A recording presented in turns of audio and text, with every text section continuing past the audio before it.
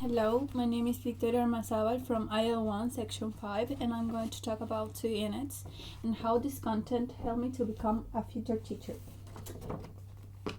So I did this mind map with the more important ideas. So, language, it is a system of roles that enable us to communicate with others, but also it is a cognitive process that happens in our brain, in the frontal area and the rectangles area. The brevus area is the responsible of language production, and the rectangles area is the responsible of comprehension. And then also it is a shared responsibility of the students, parents, teachers, and community. But also it is important to talk about the structure of language that are defined domains, which are pragmatic, semantics, morphology, phonology, and syntax. But these are also the use of language. And then we have English has a second language in Chile. So I put language acquisition that begins at birth and continues through life. And then English, and then education in Chile.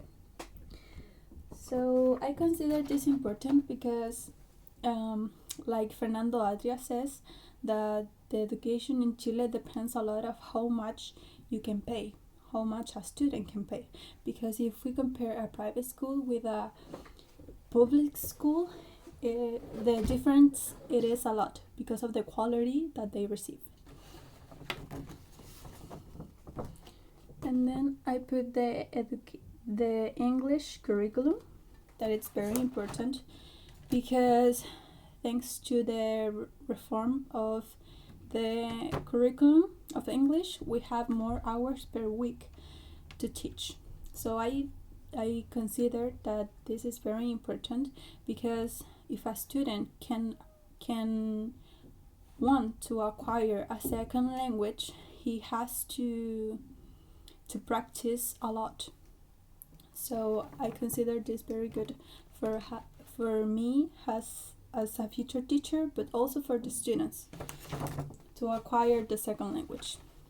So now, to sum up, I think that it's very important to analyze and understand the language acquisition, because I'm going to be a teacher, a future teacher, and I have to know how this process works, and to help my students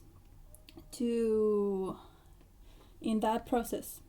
But also it is very important to comprehend how the structure of language works, because me as a future teacher, I have to be proficient in English language, because if I don't know the language, I cannot teach English.